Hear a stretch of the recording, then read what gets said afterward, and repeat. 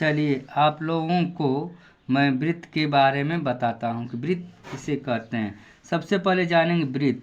वृत्त किसे कहते हैं?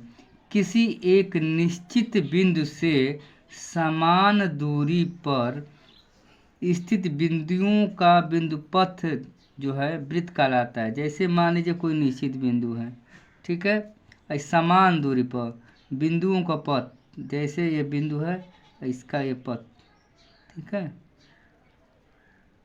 ये यानी कि ये पथ, यही हो गया हमारा वृत्त। क्या कहेंगे? इसको कहते हैं वृत्त। ये हमारा वृत्त हो गया। वृत्त में कुछ चीज़ें होती हैं, उसको जानना बहुत ज़रूरी है। जैसे मान लीजिए परिधि, तो यह हमारा वृत्त है, ठीक है। और किसी भी बंद वक्र के किनारों की कुल लंबाई को परिधि कहते हैं। यह हमारा वृत्त है, इसके किनारों की सारी जो लंबाइयाँ होती हैं यही हमारा क्या कहलाती है? इसको परिधि क्या कहते हैं? परिधि कहते हैं। ये किनारों की जितनी भी लंबाई होती है, यहाँ से ये पूरी लंबाई जो होती है, यहाँ से ये होता है हमारा परिधि। अब इसमें देखेंगे जीवा। कुछ जीवा किसे कहते हैं? इसमें वृत्त में जीवा होता है, तो जीवा के बारे में जानेंगे।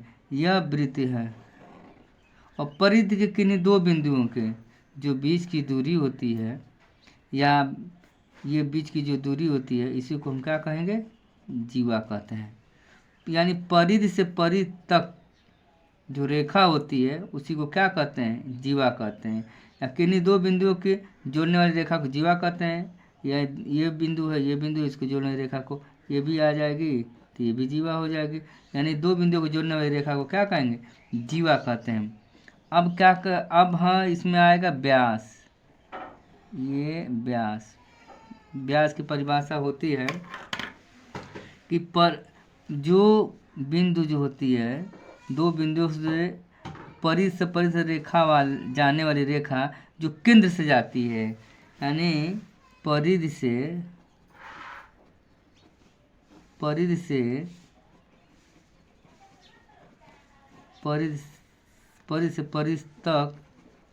तक जो केंद्र से होकर जाती हो उसे व्यास कहते हैं। क्या कहते हैं? व्यास कहते हैं। यह हमारा मान लीजिए वृत्त है और यहाँ से यहाँ तक जाएगी। ये भी एक जीवा ही है, लेकिन वो केंद्र से होती की जाती है। इसको क्या कहेंगे? व्यास कहते हैं। ये परीक्षा में पूछ सकता है कि वृत्त की सबसे बड़ी जीवा क्या नाम है, तो व्यास कहेंगे। क्या कहेंगे? व्यास कहेंगे। अब जानेंगे त्रिज्या। त्रिज्या कहते हैं केंद्र से परिधि तक जाने वाली रेखा को क्या कहेंगे? यानी कि केंद्र से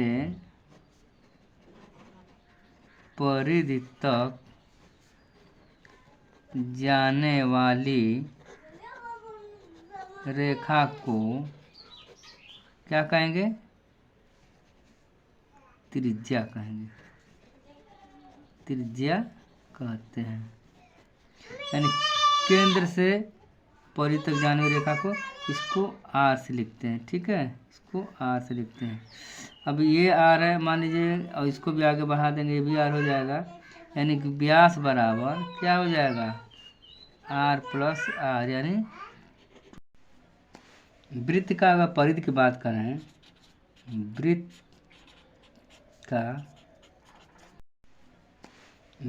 अगर परिधि की बात करें, वृत्त का परिधि की बात करें तो परिधि बराबर है 2 πr। वृत्त का क्षेत्रफल की बात करें तो होता है πr², ठीक है। ये हमारा फार्मूला है। अगर आप लोगों को सिर्फ त्रिज्या मालूम हो तो इसका क्षेत्रफल निकाल सकते हैं, ठीक है। किसी भी स्थिति में आप निकाल सकते हैं। वीडियो पर बने रहिए आप लोगों को अधिक से अधिक जानकारी आप लोगों को देते रहेंगे, नए नए चीज़ लाएंगे, आप लोगों को जो भी चीज़ नहीं समझ में आता है आप हमारे वीडियो पे कमेंट कीजिए, मैं आप लोगों के सारे सवालों के जवाब देता रहूँगा। धन्यवाद।